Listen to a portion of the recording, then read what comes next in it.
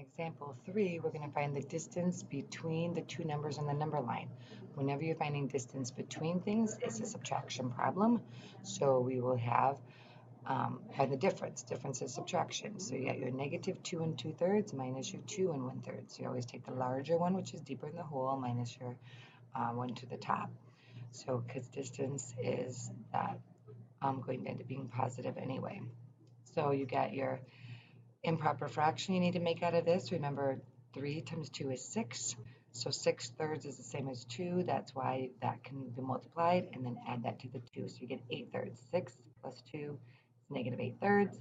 Plus, you're going to do 3 times 2 is 6 again. Plus the 1 is 7. So you got 7/3 and it's negative.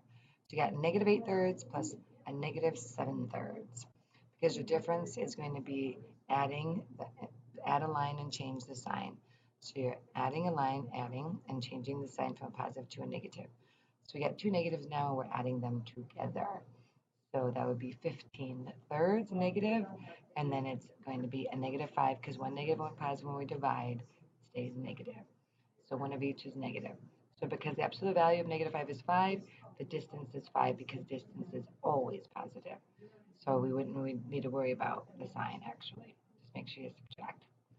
So if you think you understand this one, I think we have one more example to do, and then you'll try one on your own.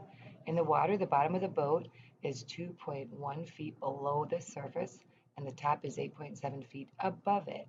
Towed on a trailer, the bottom of the boat is 1.3 feet above the ground. Can the boat trailer pass under the bridge? So you have to find the height of the boat first of all. So you've got your 8.7 minus your negative 2.1 because it's under the water that much. So your distance is always the top minus the bottom, finding the range. So add a line and change the sign means we're adding the two together. So we have 10.8. And it's saying that this is the clearance. So you find the height of the boat and the trailer. Oh, because we have to find the trailer too. The bottom of the boat is, so you got your 10.8 from this plus your 1.3 because towed on a trailer, the bottom of the boat is 1.3 feet above the ground. So you have to have those two added together. That's going to be 12.1. So will that fit under this bridge? No, it will not. So it cannot pass under the bridge. So those are some things to think about as well as a word problem. So if you think you understand these two, you can give some on your own to try.